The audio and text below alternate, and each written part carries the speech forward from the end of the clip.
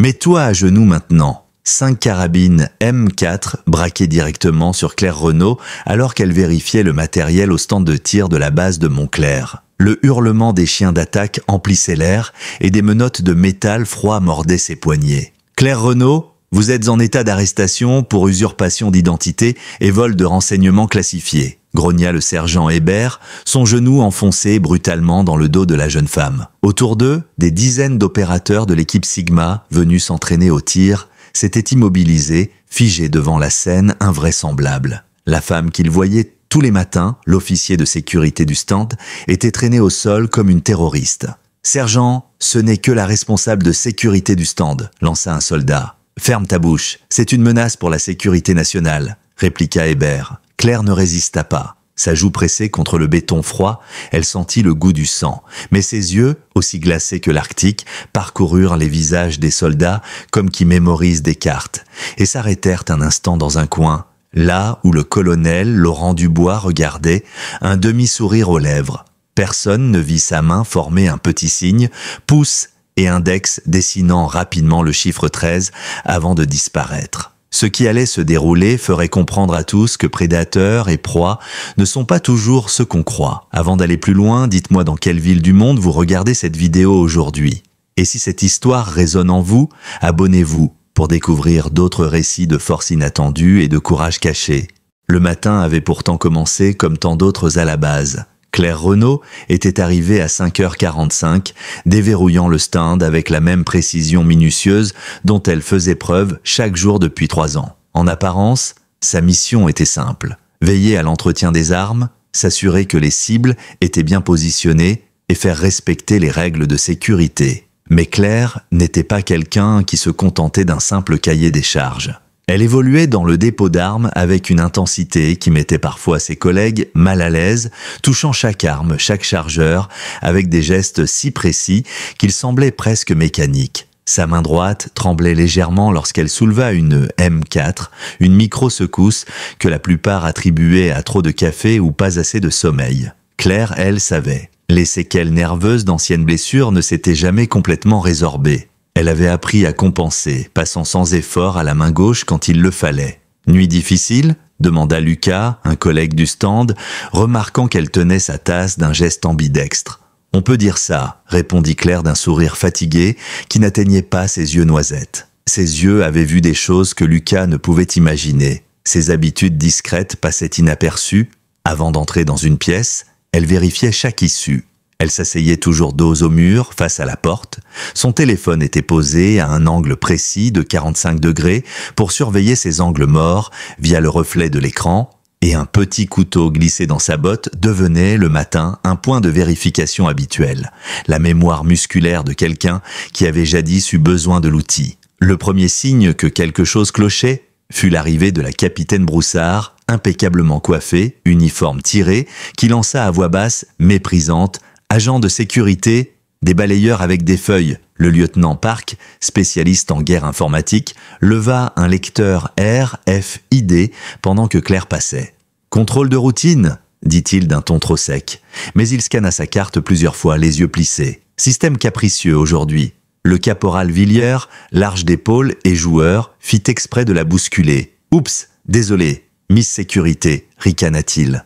Claire encaissa sans un mot. Elle avait vu pire, beaucoup pire. Tandis qu'elle remettait en place l'équipement, son bracelet-montre tactique captura la lumière.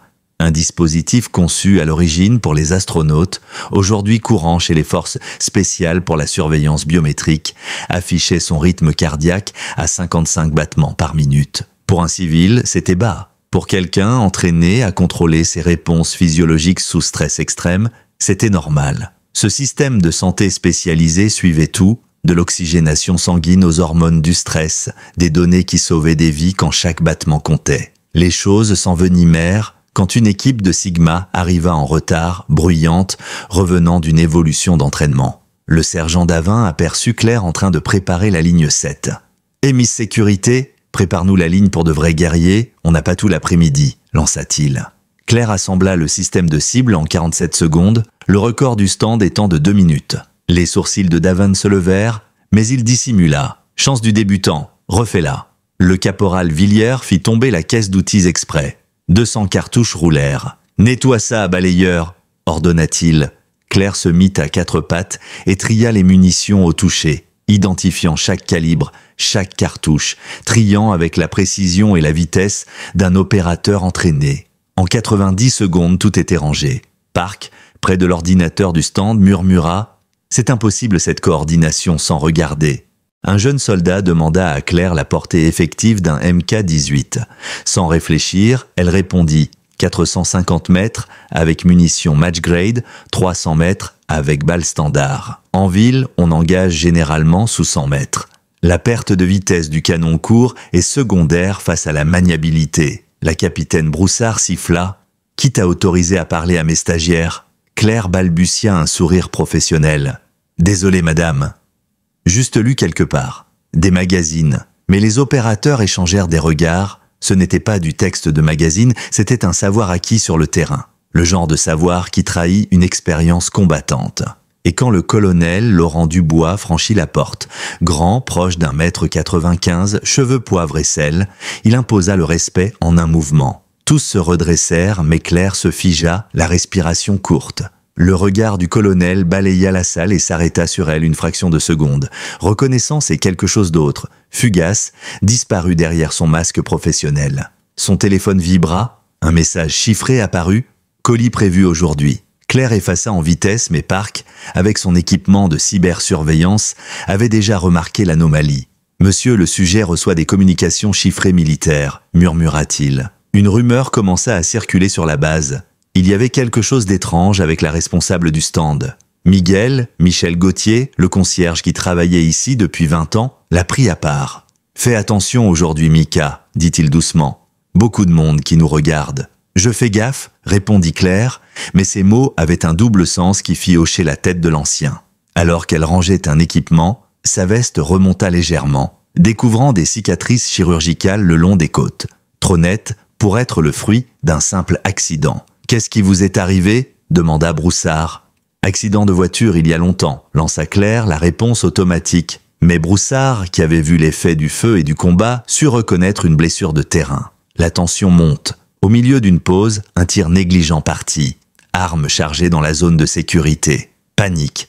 En 4 secondes, Claire avait désarmé le soldat, vérifié la sûreté et appliqué une technique de point de pression, ramenant l'homme en état de respiration contrôlée. « Où tu as appris ça ?» gronda Broussard. « Aucun cours civil n'enseigne ces manipulations. » Un souvenir traversa l'esprit de Claire. Syrie, 2018, la voix d'une instructrice. « La douleur est donnée, la peur tue. Respire. Compte jusqu'à 7. » Elle avait été la plus jeune d'une unité entièrement féminine, couverte d'hématomes et de sang, sans jamais abandonner. Elle répondit pauvrement, surtout YouTube. L'excuse sonna creuse, le colonel Dubois s'approcha, son pas lourd sur le béton. « Impressionnante réactivité, mademoiselle Renaud ?» Claire se raidit. « Juste de l'entraînement, monsieur. »« Quel type d'entraînement ?» insista-t-il. « YouTube ?» répéta-t-elle, soutenant son regard. Le sourire de Dubois était glacé. Autour, on parlait d'une extraction manquée en Syrie, d'opérateurs tombés à cause d'un ghost unit qui aurait fourni de mauvaises informations. Claire sentit sa mâchoire se crisper. Les micro-expressions ne trompent pas. Park pianota sur son portable, allant fouiller dans le dossier de Claire. Officiellement, tout était propre, trop propre. Des lacunes d'emploi entre 2015 et 2020 marquaient congé médical classifié. Sa habilitation indiquée comme provisoire, mais trop de dossiers restaient yeux seulement, pour quiconque sans le niveau. « Ça ne colle pas » murmurait Park. Le sergent-major Courbet, vieux de 30 ans de service, intervint. « Laissez-la tranquille, elle tient un stand propre. » Mais dans l'ombre, il l'a pris à part. « Fais gaffe, gamine, les loups tournent autour. » Claire répondit d'un ton qui n'était pas de la peur, mais de l'analyse. Elle évaluait les risques comme un professionnel.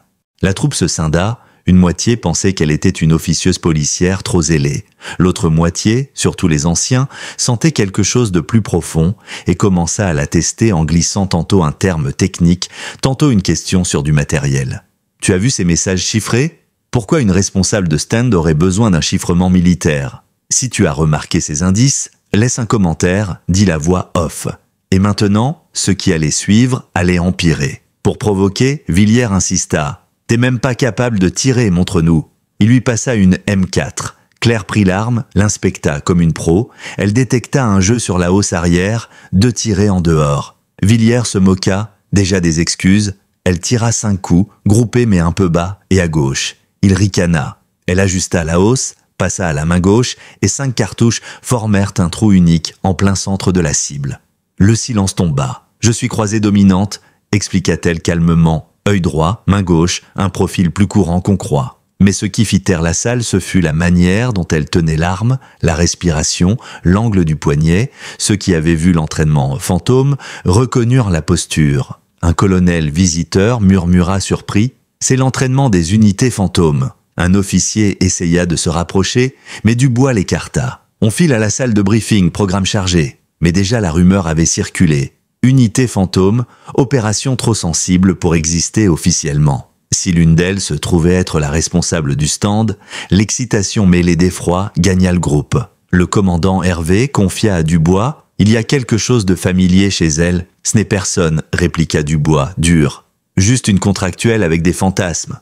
Concentrez-vous sur l'entraînement. » Hervé pressa quelques numéros sécurisés. « Lance-lui une reconnaissance faciale. Priorité 1. » Pendant ce temps, Claire sentit les issues se remplir de militaires. Les sorties principales étaient subtilement couvertes. Son portefeuille tomba, une vieille photo s'en échappa. 7 femmes en tenue tactique, visage flouté, décor syrien. Capitaine Broussard la saisit. « C'est quoi? Ton équipe d'airsoft ?»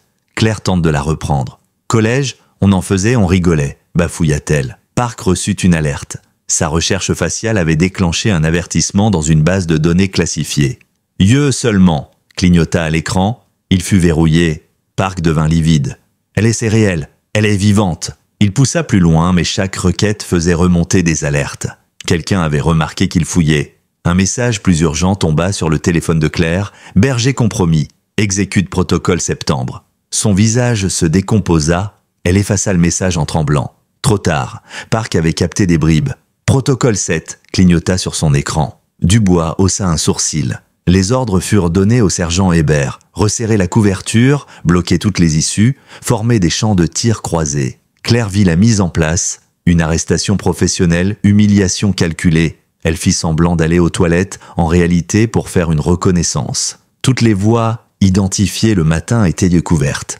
Même les tunnels d'entretien avaient des sentinelles banales. Le piège était parfait. La conversation de Hervé avait payé. Quelqu'un de haut avait répondu. « Gardez-la. Je suis à 15 minutes, dit une voix. Dubois eut un appel. Son visage se ferma et il fit un signe à Hébert. Le piège était armé. Claire retourna à sa position, calme en apparence, mais attentive. Le poids de la situation calculé comme on pèse un plan. Sa main glissa sur la manche. Au bord, sous le tissu, on devinait la lisière d'un tatouage complexe.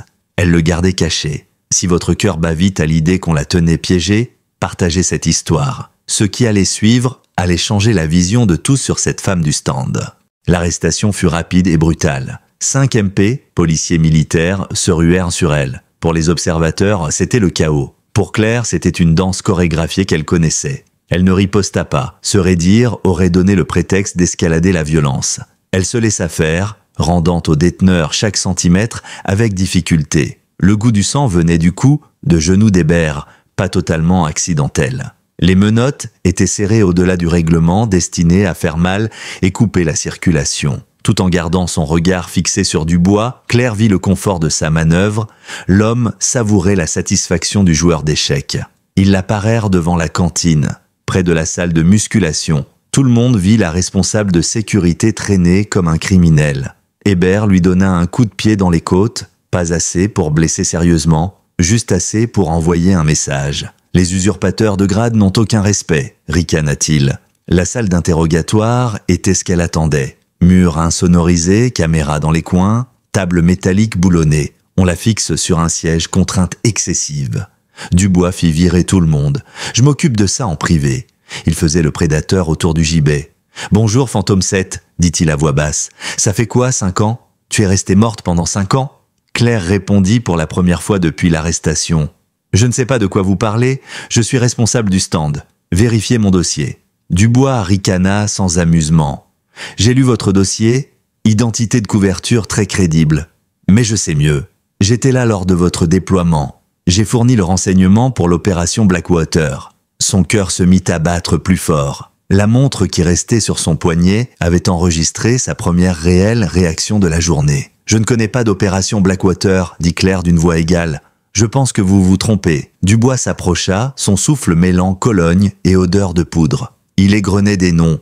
Sarah Martel, démolition. Maya Chen, tireuse d'élite. Jessica Vaillant, agente médicale. Aude Thompson, communication. Diane Robert, point woman. Catherine Millet, chef d'équipe. Morte, toutes les 6, à cause d'un renseignement foireux. Il savourait chaque syllabe. À l'énoncé des noms, quelque chose se fissura dans l'armure de Claire. « Je ne connais pas ces noms », souffla-t-elle. Dubois la saisit par le bras et arracha son manche. Le tissu déchira. Le tatouage fut exposé, un serpent se mordant la queue, enroulé autour du chiffre 13, au centre 7 étoiles, nommées. Dubois le parcourut du doigt. « Te voilà, fantôme 7, la survivante. » L'ancienne femme effacée laissa place à une combattante, froide et intacte. « Que voulez-vous, Laurent ?» demanda-t-elle, plus agressive. « Ce que j'ai toujours voulu, » répondit Dubois. « Éliminer les dossiers qui gênent. Votre unité a découvert quelque chose, j'ai un arrangement. 7 femmes ont dû mourir pour garder un secret. 6 sont mortes, » rectifia Claire. « Moi j'ai survécu. C'est un problème, » admit Dubois. Il avait passé 5 ans à la chercher. 5 ans d'obsession. Puis, devant la surprise du colonel, son visage se troubla quand il comprit, la porte explosa. Des opérateurs de l'équipe Sigma entrèrent en masse. Des armes haut levées, précision militaire. Derrière eux, un homme dont la présence modifia l'air de la pièce, le général Henri Morel. « Bonjour Laurent » dit-il comme s'il était venu prendre un café. Dubois pivota, cherchant un appareil dans sa poche. « Reculez, j'ai des fichiers qui, si je les envoie, dénoncent tout. Pékin, Moscou, tout le monde verra des noms. » « Vous voulez dire cet appareil ?» demanda Claire doucement. Dubois sentit sa poche vide. L'objet était déjà dans sa main. « Comment ? Quand ai-je été libéré ?» finit Dubois, stupéfait. « Environ 30 secondes après que vous ayez renvoyé les gardes, » répondit Claire. « Disloquer des pouces, ça fait mal, mais c'est efficace. Vous étiez tellement concentré que vous ne m'avez pas vu travailler. » Elle se leva d'un mouvement fluide, menottes ouvertes. La transformation de victime en prédateur était complète. 5 ans, Laurent. J'ai attendu que tu te dévoiles. Merci pour la confession. La sono qu'elle portait en filigrane avait enregistré chaque mot. Dubois se jeta sur elle. Elle répondit par un coup nerveux à l'épaule, un balayage. Dubois resta au sol, paralysé du cou au torse. « Temporaire », dit-elle au général Morel. « Il récupérera en environ 6 heures. Assez pour le traiter correctement. » Les opérateurs SEAL observaient médusés. Un murmure passa. « C'est Fantôme 7 ?»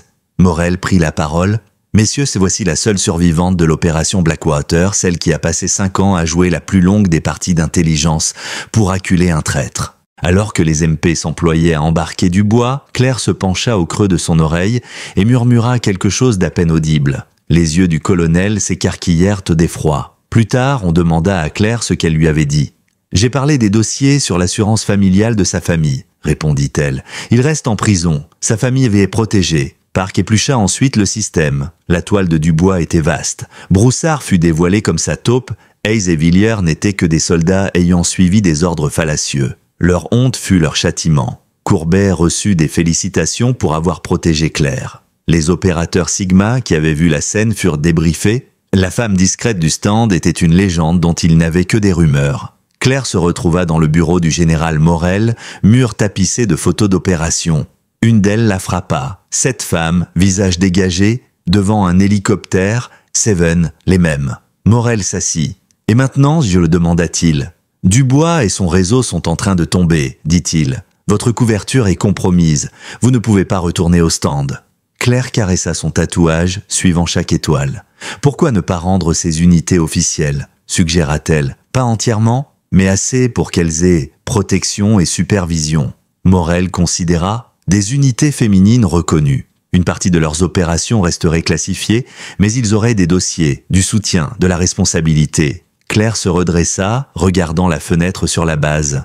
À l'extérieur, Dubois rédigeait son rapport d'arrestation. Villiers s'entraînait pour évacuer sa honte. Broussard était en garde à vue.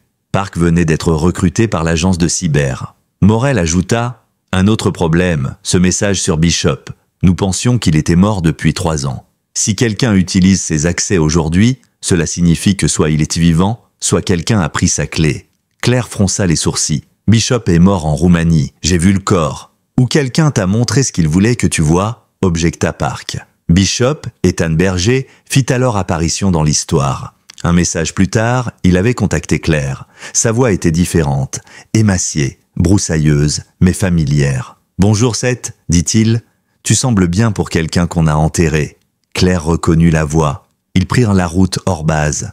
Le véhicule était équipé comme un poste de commandement mobile. Brouillage, communication chiffrée, armement dissimulé. Berger tendit un dossier.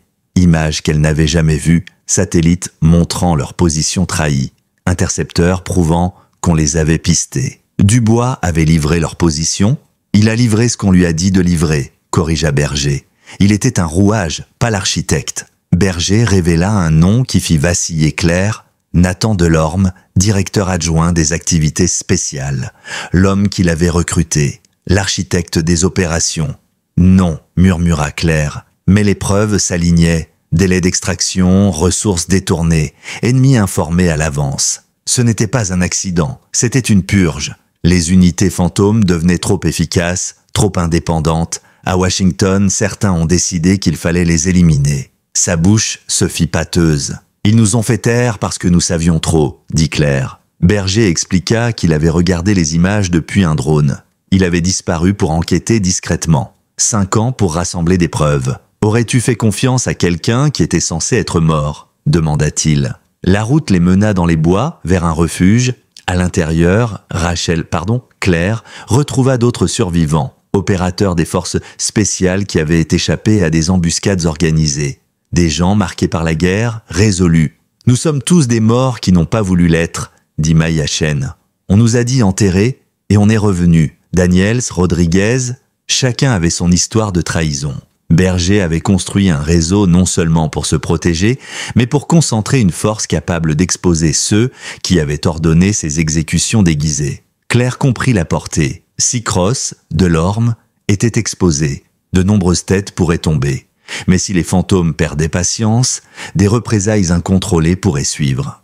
Berger proposa un plan, phase 1. Claire retourne à Montclair, informe Morel d'un contact instable mais vivant, justifie l'existence d'un réseau illégal. Phase 2, Dubaï, Nathan Delorme devait s'y rendre pour une réunion plusieurs jours plus tard. Un atout infiltré dans sa sécurité leur offrirait un point d'accès. Phase 3, mettre Delorme devant des preuves et l'obliger à avouer. Si cela échoue, une troisième option, plus dure, est prête. Mais Claire voyait déjà les bords dangereux de la vengeance. Elle exigea des preuves.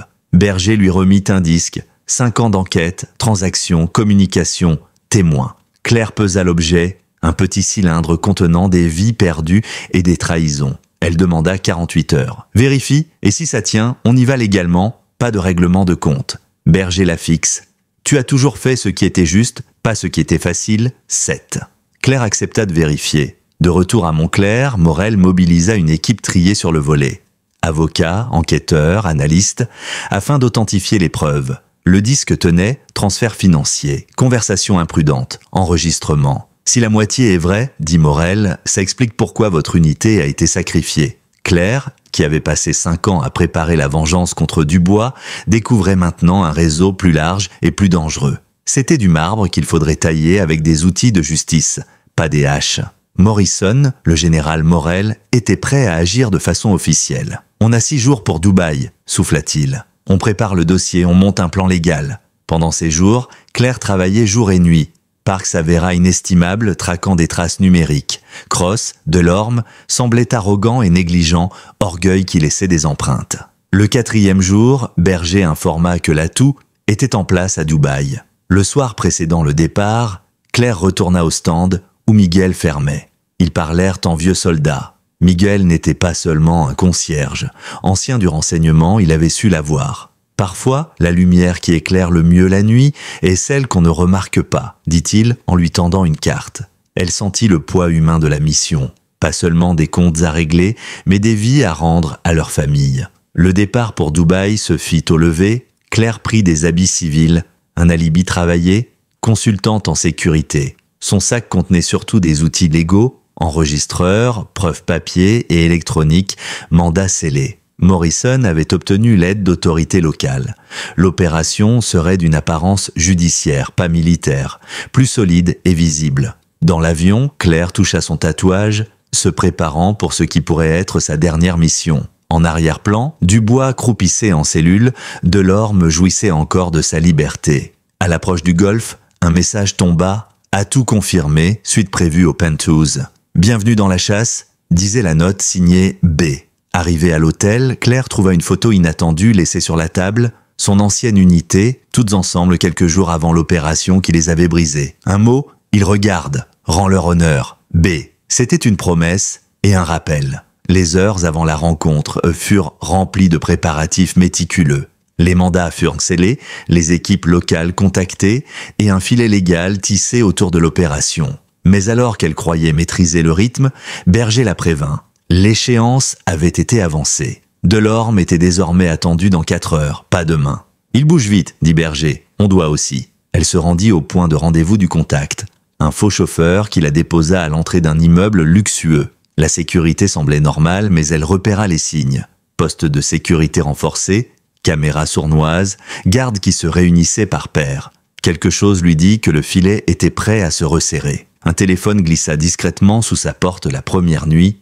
Image d'un couloir, voix de Delorme en train de négocier. Le système d'alerte de l'hôtel fut neutralisé, preuve tangible que Delorme offrait des garanties à ses complices, se croyant invulnérable. Dans l'ombre de la ville de Verre, Claire rencontra quelques fantômes en transit.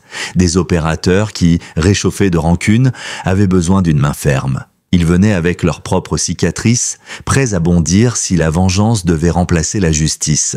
Claire insistait « Nous faisons ça légalement ou nous ne le faisons pas. Si nous devenons eux, alors rien n'aura changé. » Certains grognèrent, d'autres acceptèrent. Le poids du choix pesait sur chacun d'eux. Le jour venu, Claire entra dans la suite où Delorme tenait ses rendez-vous clandestins. L'air était feutré, verre et marbre, l'évidence du pouvoir. Un garde tenta de la fouiller. Elle sut se produire en touriste troublé, mais avait caché un enregistreur discret, un mandat scellé sur un périphérique, des preuves prêtes à diffuser. Des négociations, des regards, Delorme parla d'affaires, transactions supposées non officielles, tandis que Claire recueillait. Elle força la conversation, l'amenant habilement à évoquer des noms, des transactions, un transfert depuis une société écran. Tous ces mouvements furent calculés pour être enregistrés, admissibles, traçables. Mais Delorme n'était pas un amateur. Il sentit parfois l'étau et changea de ton. Sa sécurité réagit et la tension monta. Dehors, Berger et son réseau restaient prêts. Ils gardèrent une posture de restreint. À pas de coup d'éclat, on respectait la mise en scène légale, mais derrière, les fantômes pouvaient devenir violents au moindre faux pas. Morrison, via liaison cryptée, surveillait et donnait des instructions. L'idée était simple, obtenir la confession, exposer la corruption aux autorités compétentes et laisser la justice faire. Si Delorme mentait, la stratégie B était prête à chauffer. Un bref échange de regards entre Claire et son contact prouva que tout pouvait basculer. Au moment crucial, Delorme fit une erreur. Il parla en trop. Un nom, une adresse, une transaction. Claire enclencha le dispositif. L'enregistrement fut saisi par des mandats. La preuve semblait contenue, solide, presque irréfutable. Delorme, frémissant, comprit qu'il avait peut-être signé son arrêt. Mais la partie n'était pas finie. 4 heures après, la chambre d'hôtel où Claire se préparait fut attaquée. Pas une attaque massive, une extraction chirurgicale. Les fantômes avaient anticipé une réaction.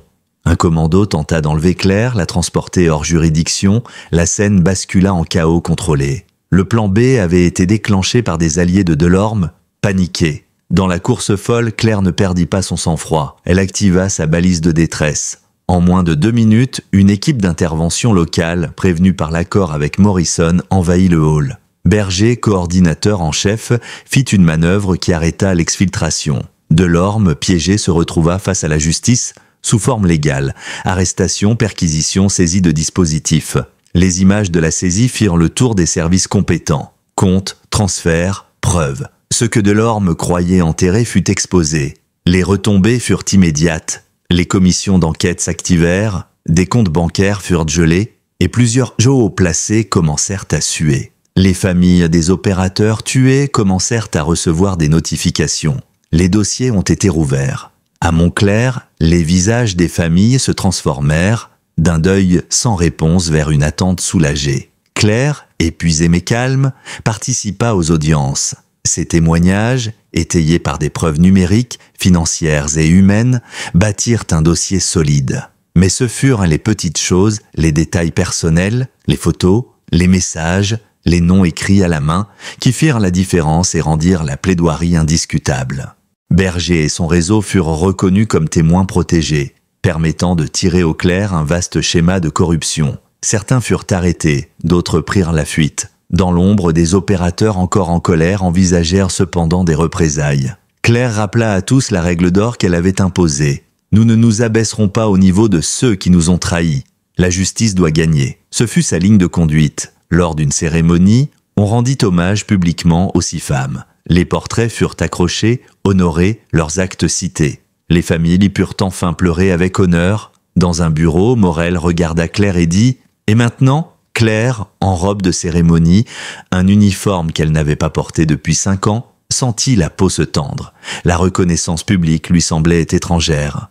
« Continuez, répondit-elle. Créez un espace où ces unités reçoivent des dossiers, une protection et les moyens de faire leur travail sans être sacrifiés. » Morel hocha la tête.